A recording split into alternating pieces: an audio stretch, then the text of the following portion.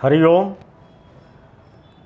दीपावली का त्यौहार उत्साह, उमंग, उल्लास और आनंद का त्यौहार है। दीपावली के दूसरे दिन हम जो त्यौहार मनाते हैं उसे गोवर्धन कहते हैं। अब महत्वपूर्ण बात यह है कि जो हम त्यौहार मनाते हैं उस त्यौहार के हम वास्तविक अर्थों, मूल भावनाओं और उसमें छुपे हुए सार्थक संदेशों को समझते हैं अथवा नहीं, या बिना कुछ समझे ही हम एक परंपरागत रूप से दूसरों की देखादेखी से हम त्यौहार मना लेते हैं। आज इसी बात पर हम चर्चा करते हैं।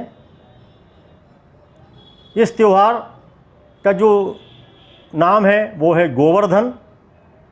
इसे अन्नकूट भी कहते हैं और इसमें 56 भोग बनाने की, 56 भोजों का प्रसाद रजाने की, 56 भोजों का प्रसाद ग्रहण करने की भी एक परंपरा है। हम पहले समझते हैं कि गोवर्धन, गो के दो अर्थ हैं। एक तो गौ वंश और दूसरा गो का अर्थ होता है इंद्रियां। इनका वर्धन, वर्धन माने इनको बढ़ाना, इनकी वृद्धि करना, इनको ऊंचाइयों पर ले जाना, इनको श्रेष्ठ स्थितियों में ले जाना, ये इसका महत्व है वर्धन का। उसका विस्तार करना, श्रेष्ठ स्थितियों में ले जाना, गो वंश की वृद्धि करना। गो वंश क्यों? गो हमारे जीवन का मुख्य आधार है। इसलिए इस त्यौहार में दूसरी बात आती अन्नकूट। कूट माने होता पर्वत। तो पर्वत पे ही अन्न और औषधियाँ उत्पन्न होती हैं।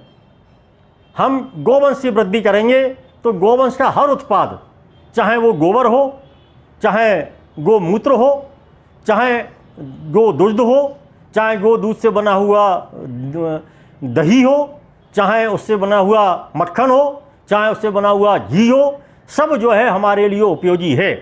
और इन उपयोगी उससे जो अन्न उत्पन्न होता है वो अन्न विशुद्ध होता, शुद्ध होता है। आज हम जो अन्न ग्रहण कर रहे हैं वो अन्न अनेकों रसायनों से परिपूर्ण है जो हमारे अंदर व्याधियां उत्पन्न करता है।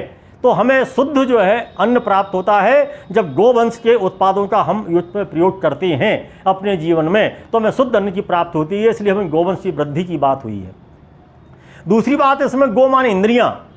हमें इंद्रियों को भी स्वस्थ रखना है, इंद्रियों को संयम में रखना है, इंद्रियों को संतुलन में रखना है। तो इंद्रियों को भी श्रेष्ठ बनाना है, इंद्रियों को ऊंचाइयों पे ले जाना, उनको भी वृद्धि करना इंद्रियों पे।